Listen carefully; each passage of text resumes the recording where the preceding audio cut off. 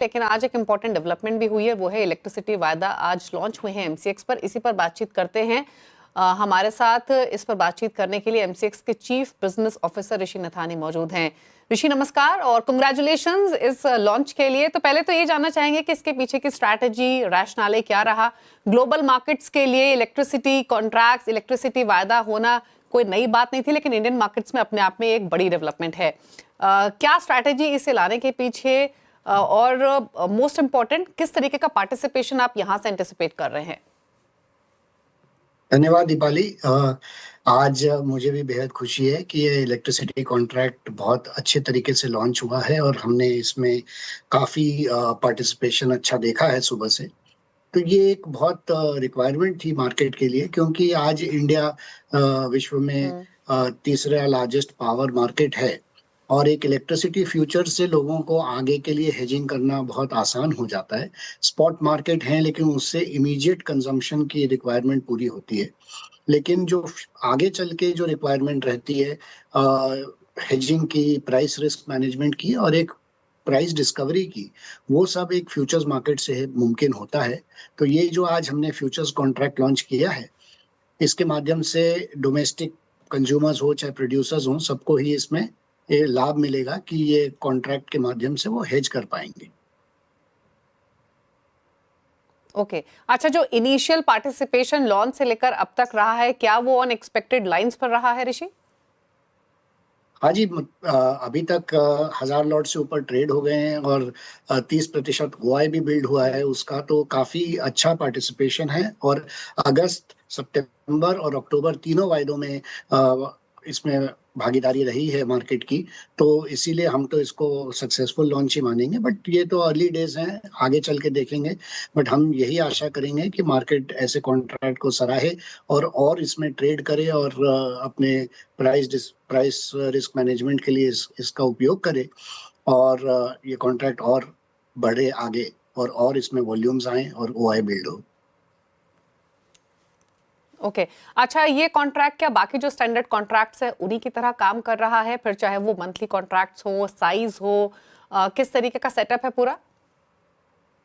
तो ये monthly contract है और हमने 4 महीने के कॉन्ट्रैक्ट लॉन्च किए हैं। ये एक काफी अफोर्डेबल कॉन्ट्रैक्ट है, 2.25 लाख करीब का कॉन्ट्रैक्ट है और इसमें मार्जिन 8% प्लस जो भी एडिशनल ईएलएम लगता है वो है, तो ओवरऑल 18,000 रुपए करीब के मार्जिन है।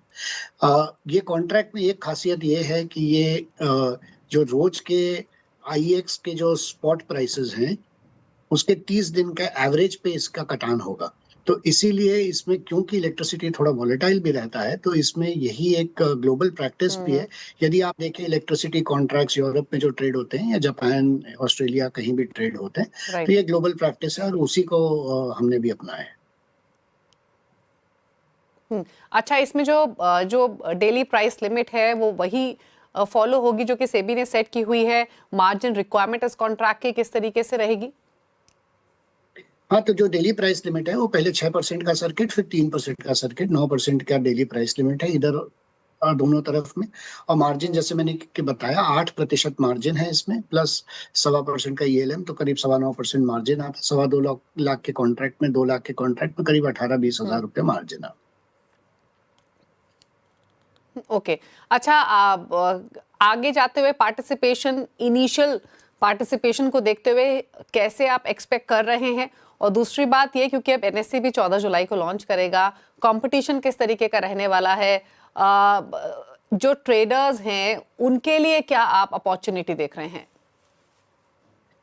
देखिए, ये जो मार्केट है हमारे पास काफी इंटरेस्ट था फिजिकल मार्केट पार्टिसिपेंट्स का भी, जो वैल्यू चेन पार्टिसिपेंट्स हैं, और उनका भी काफी अच्छा पार्टिसिपेशन रहा है। बाकी ओवरऑल जितने ब्रोकर्स हैं और उनके क्लाइंट्स हैं, सबका ही वाइड स्प्रेड पार्टिसिपेशन है।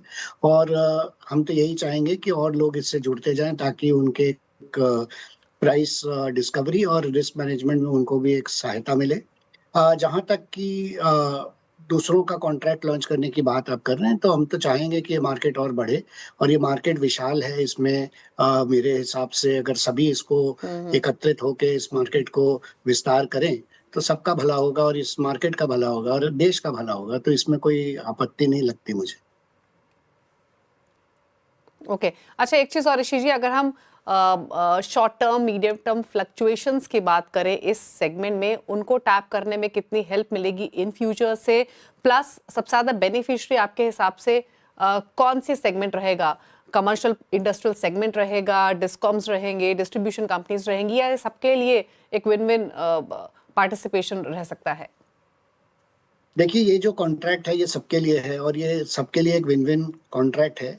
और आज अगर आप इलेक्ट्रिसिटी मार्केट में देखें तो जो इसमें वॉलेटिलिटी रहती है, और कई बार जैसे इस बार बरसात जल्दी आ गई तो इलेक्ट्रिसिटी के दाम गिर गए, या कभी कभी गर्मी ज़्यादा पड़ जाए, कभी ठंड ज़्यादा पड़ जाए, तो उसके और फेस्टिवल्स में या कहीं कोई बड़ा इवेंट होता है तो इलेक्ट्रिसिटी के दाम काफ़ी फ्लक्चुएट करते हैं। तो हर आदमी देखिए बिजली के दामों से अफेक्टेड रहता है, चाहे वो आम नागरिक हो, चाहे वो डिस्कॉम हो, चाहे प्रोड्यूसर हो, कंज्यूमर हो, जो भी हो। तो इस हिसाब से हर आदमी का एक स्टेक रहता है बिजली में, और उस एक ये माध्यम है उसको अपने इलेक्ट्रिसिटी प्राइस को हेज करना, चाहे बाय साइड पे चाहे सेल साइड में। तो मैं तो ये मानूंगा कि ये इसमें सबका ही भला होगा। ओके, थैंक यू ऋषि आने के लिए शो में, और इस लॉन्च से जुड़ी हुई तमाम बारीकियां हमारे साथ शेयर करने के लिए। Congratulations again and good luck. Anticipate यही करते हैं, विश यही करते हैं कि अच्छा पार्टिसिपेशन यहाँ आते हुए दिखाई दे। Thank you so much.